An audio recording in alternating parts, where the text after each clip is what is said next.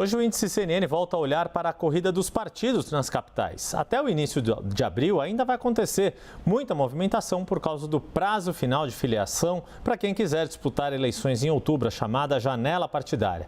Por isso, Antônio Lavareda já chega aqui na tela comigo para darmos uma primeira olhada em quais partidos estão à frente em mais capitais.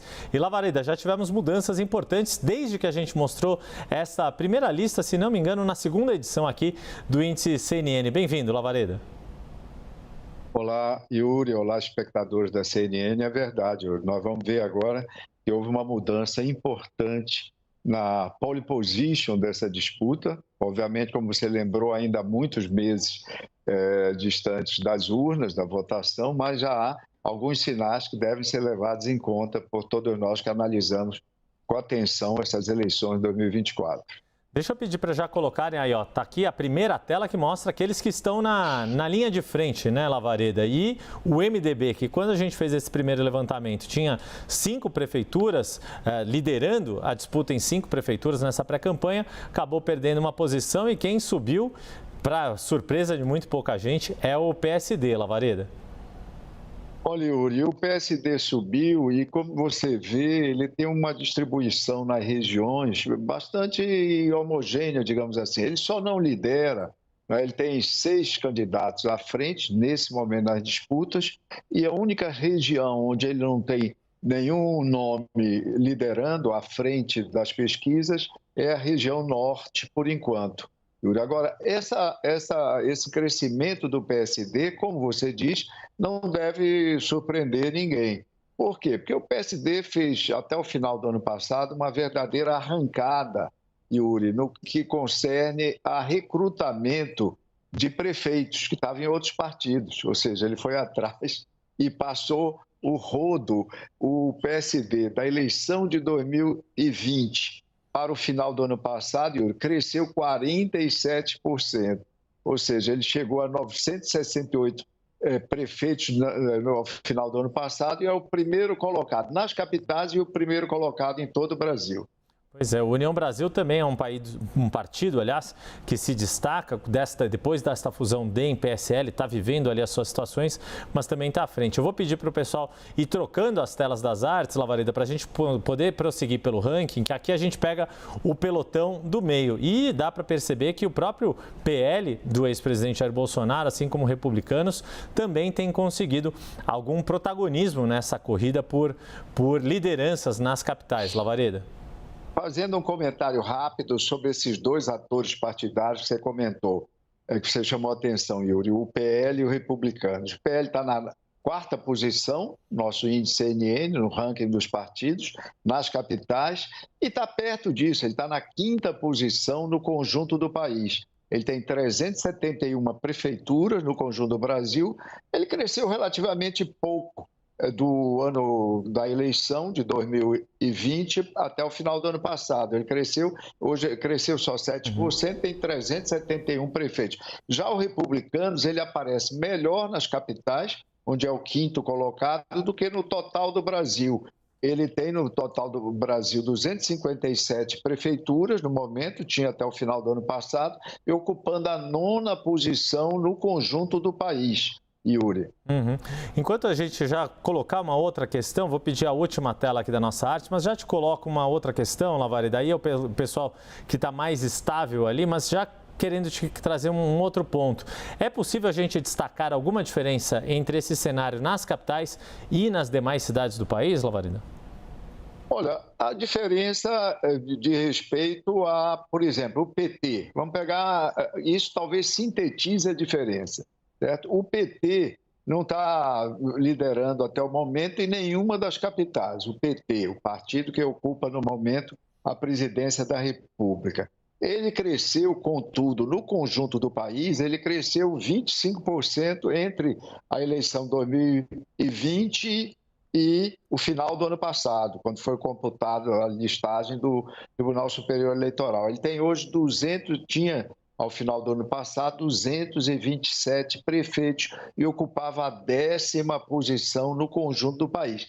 como eu já disse, e como o espectador pode notar no nosso ranking, ele não lidera em nenhum momento das capitais. O PT pode crescer esse ano, na eleição de 2024, e há uma expectativa de que possa crescer sim. Não tanto, obviamente, quanto cresceu no primeiro governo Lula. Para você ter uma ideia, entre as eleições de 2000 e as eleições de 2004, Lula foi eleito pela primeira vez em 2012, Yuri.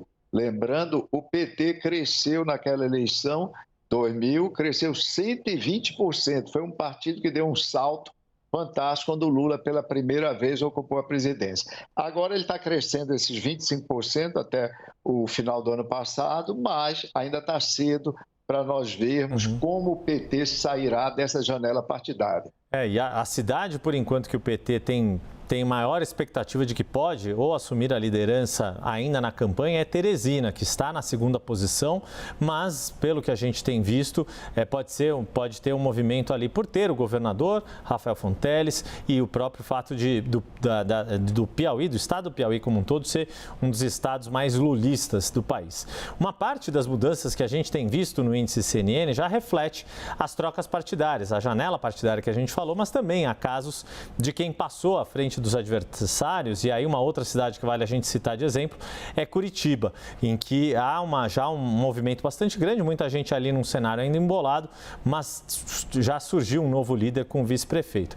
Dos seus estudos, não só desta, mas das eleições municipais passadas, Lavareda, quais fatores a gente pode destacar que levam um candidato a sair na frente neste momento de pré-campanha? A gente pode citar recall, pode citar o fato de ser ou não atual prefeito ou prefeita, ou ser apoiado pelo atual prefeito ou prefeita. Queria que você destacasse um pouco mais os fatores que são a chave para alguém liderar uma corrida municipal.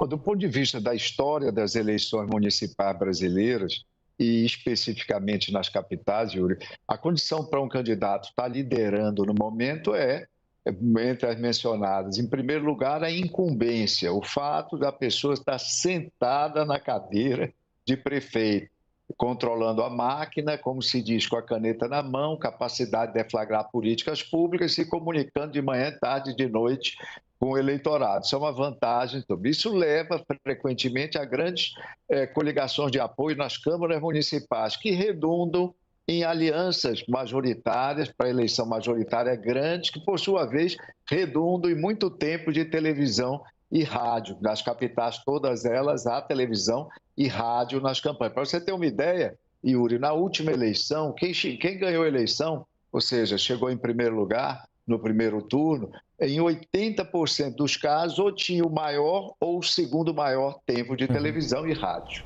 Isso tem muito peso a propaganda oficial. E já que estamos falando não só de candidatos e candidatas, mas principalmente dos partidos, queria te ouvir, Lavareda, sobre as estratégias que as siglas adotam para conquistar o maior número possível de prefeituras, sejam capitais, sejam cidades menores. A janela partidária, que a gente tanto está mencionando no índice CNN hoje, é o momento em que vereadores podem trocar de sigla sem perder mandato e quem quiser disputar as eleições para prefeito precisa decidir se segue filiado ao atual partido ou se muda de legenda.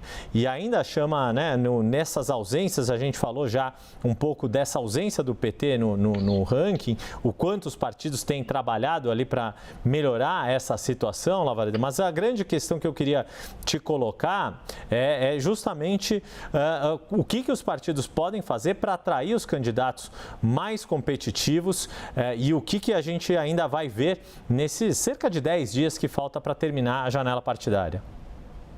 Yuri, essa janela partidária, digamos assim, é uma coisa muito curiosa, mais uma jabuticaba brasileira. É o momento em que a infidelidade é permitida, o divórcio realizado e imediatamente se consuma um novo casamento, para o espectador nosso entender do ponto de vista de filiação a partidos.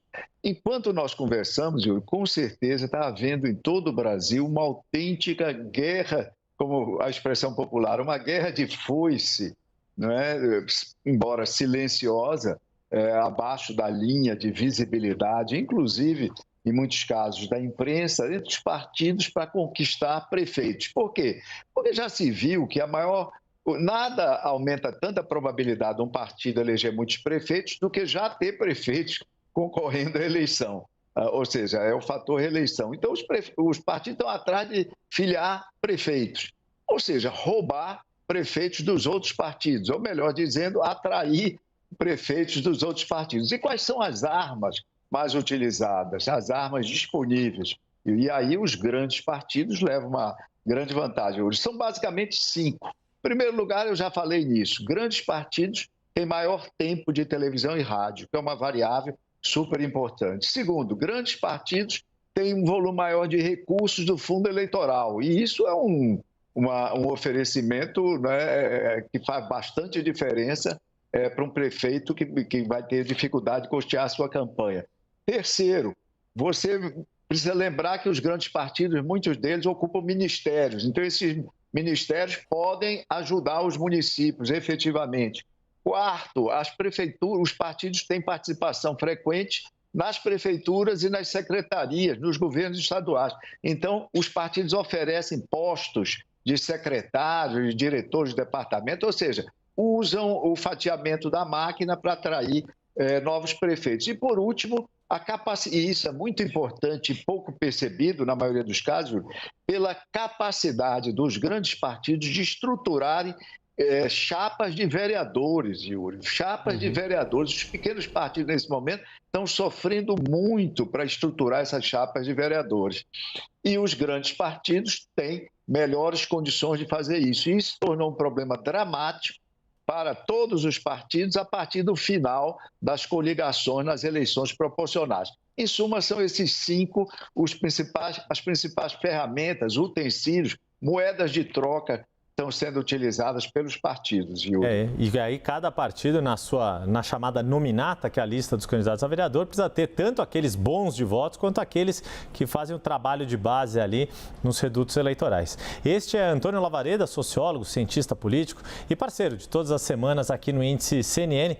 Nós sempre trazemos dados e análises aprofundadas das eleições municipais mais esperadas do Brasil e que mais surpresas prometem ao longo de todo o ano de 2024. Até a próxima semana. Lavareda, muito obrigado mais uma vez. Até lá, Yuri.